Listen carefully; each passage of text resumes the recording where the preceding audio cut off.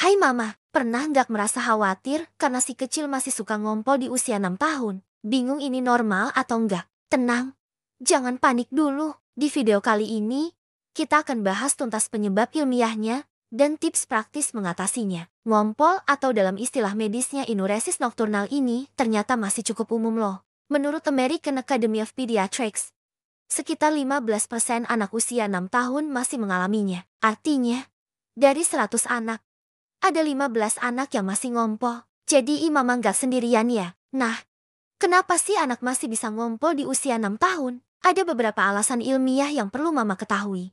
Pertama, perkembangan kandung kemih setiap anak itu berbeda-beda. Ada yang lebih cepat, ada yang butuh waktu lebih lama untuk sempurna. Kedua, ada hormon yang namanya ADH atau antidiuretik. Hormon ini bertugas mengatur produksi urina saat tidur. Kalau produksinya masih rendah, ya wajar kalau masih ngompol. Ketiga, anak-anak itu tidurnya nyenyak banget. Kadang sampai nggak ngerasa kalau kandung kemihnya sudah penuh.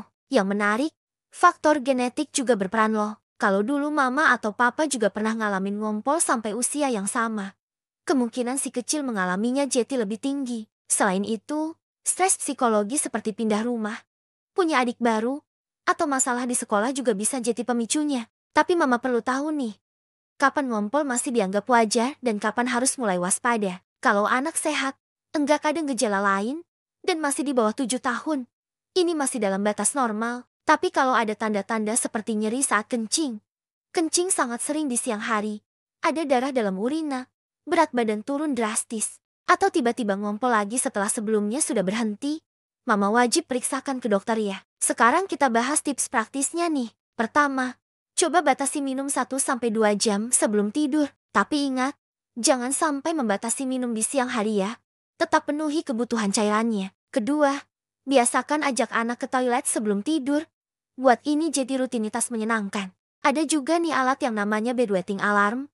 Alarm khusus yang akan berbunyi kalau kasur mulai basah. Ini bisa membantu melatih anak untuk bangun saat kandung kemihnya penuh. Yang penting, selalu puji setiap kemajuan si kecil. Sekecil apapun itu, hindari marah atau menghukum ya ma.